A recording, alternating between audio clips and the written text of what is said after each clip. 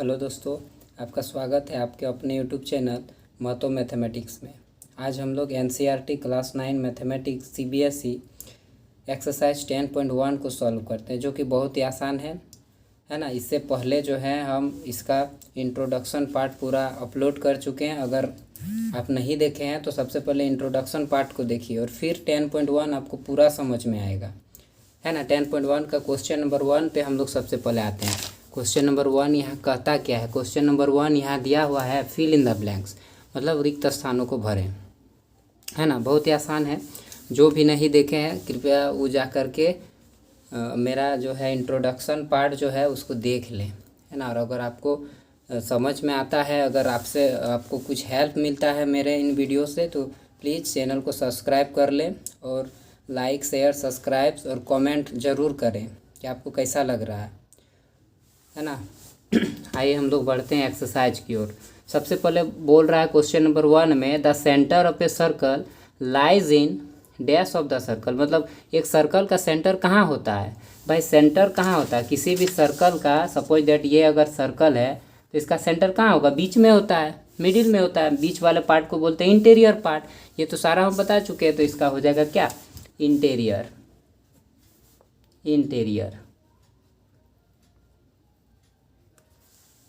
Question number 2 में उसी तरह बढ़ते हैं। बोल रहा है point whose distance from the centre of a circle is greater than its radius lies in dash of a circle. बोल रहा है किसी भी सर्कल का रेडियस अगर है, बोल रहा है point whose distance from the circle, circle से distance from the centre of a circle is greater than its radius. किसी भी बाहर में अगर हम कोई भी पॉइंट ए ले लिए तो इसका डिस्टेंस हमेशा क्या होगा? इससे बड़ा होगा। और वो होगा कहाँ ना? वो एक्सटीरियर पार्ट में होगा, तो यहाँ भर देंगे एक्सटीरियर।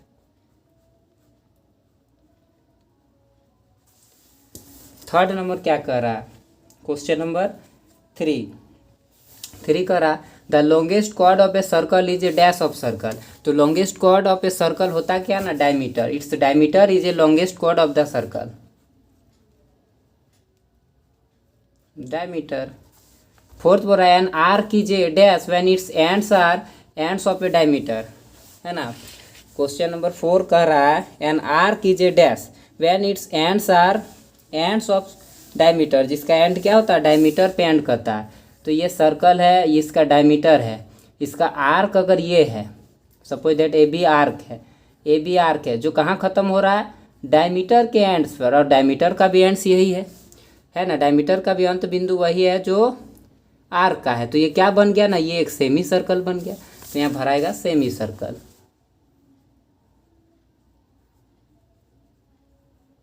क्योंकि डायमीटर जो है किसी भी सर्कल को 2 इक्वल पार्ट में बांटता है और दोनों का नाम बोलते हैं सेमी सर्कल, तो सेमी सर्कल में बांट देता है। बोला segment of a circle is the region between an arc and dash of the circle. एक सर्कल का जो सेगमेंट होता है,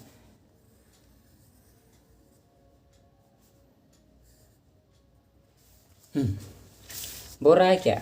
एक सर्कल का जो सेगमेंट होता है, पूरा segment of a circle is the region between an arc and dash. An arc, एक आर्क और किसके बीच में सेगमेंट होता है? ये तो सेगमेंट है।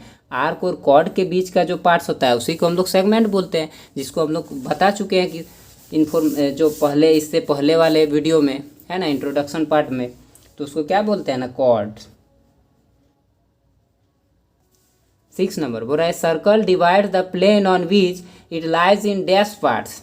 एक सर्कल जो है, बोल रहा है question a circle divides the plane on which its lies in dash parts. एक सर्कल को कितने पार्ट्स में बांट देता है? Circle divide the plane on which it lies in 3 parts. एक सर्कल का 3 गो पार्ट होता है। ये सारा इंटीरियर पार्ट, ये एक्सटीरियर पार्ट, और ये जो है ऑन द सर्कल जो सर्कल के अंदर होगा इंटीरियर, जो सर्कल के बाहर होगा एक्सटीरियर, और जो सर्कल में होगा उसको ऑन द सर्कल बोलते हैं। तो यहाँ 3 पार्ट्स हो जाएगा, 3 पार्ट्स। उसी तरह बोल रहा है ट्रू और फॉल्स स्टेटमेंट। क्वेश्चन नंबर 2 का 1 बोल रहा line segment joining the centre to any points on the circle is a radius of the circle. बोल रहा किसी भी सर्कल का सेंटर से जो अगर सर्कल पे लाइन सेगमेंट हम लोग ड्रॉ करते हैं तो क्या उसका रेडियस होता है ना? जी हाँ, वो सही कर रहा है। सेंटर से सरकमफ्रेंस को टच करने वाली लाइन, सेंटर से सरकमफ्रेंस को टच करने वाली लाइन रेडियस ही कहलाता है। तो ये स्टेटमेंट ट्रू, ये स्टेटमेंट ट्रू है, फुल्ली ट्रू है। 2 नंबर बोल रहा है circle has only finite number of equal chords. एक सर्कल में finite number, no non finite नहीं, ये हम बताएं थे infinite number of equal chords. Infinite, एक सर्कल का बहुत सारा कॉर्ड्स हो सकता है, बहुत सारा रेडियस हो सकता है और बहुत सारा डायमीटर भी होता है, तो इनफाइनाइट होगा। फाइनाइट बोल के गलत बोल दिया, देन ये क्या हो जाएगा ना? फॉल्स। ये स्टेटमेंट फॉल्स है। थर्ड स्टेटमेंट में बढ़ते हैं। थर्ड क्या कर रहा है? थर्ड कर रहा है if a circle divides into 3 equal arcs each is a major arc. एक सर्कल है ना, इसमें 3 को इक्वल आर्क ले लिए, सपोज दैट 3 इक्वल आर्क, ये ए बी सी, ए से बी, बी से सी और सी से डी, तीनों अगर इक्वल आर्क है तो क्या ये मेजर आर्क कहलाएगा? नहीं, मेजर का मतलब होता है बड़ा, कोई बड़ा नहीं होगा, सब तो आपस में इक्वल है, बड़ा कोई नहीं है। मेजर और माइनर, माइनर मतलब छोटा, मेजर मतलब बड़ा, तो ये भी स्टेटमेंट फॉल्स है। 3 नंबर का स्टेटमेंट फॉल्स हो गया।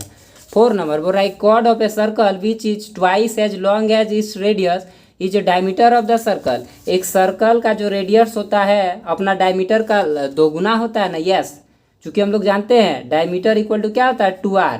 मतलब डायमीटर कब निकलेगा? जब रेडियस को 2 से मल्टीप्लाई करें, मतलब इसका डबल होगा। रेडियस का डबल जो होता है, रेडियस का ट्वाइस ही तो डायमीटर कहलाता है, तो ये स्टेटमेंट ट्रू है। आगे 5 बोल रहा sector is the region between the chord and its corresponding arc. बोल रहा सेक्टर जो होता है, sector is the region between the chord and its corresponding part. एक सेक्टर जो होता है, ये सेक्टर है।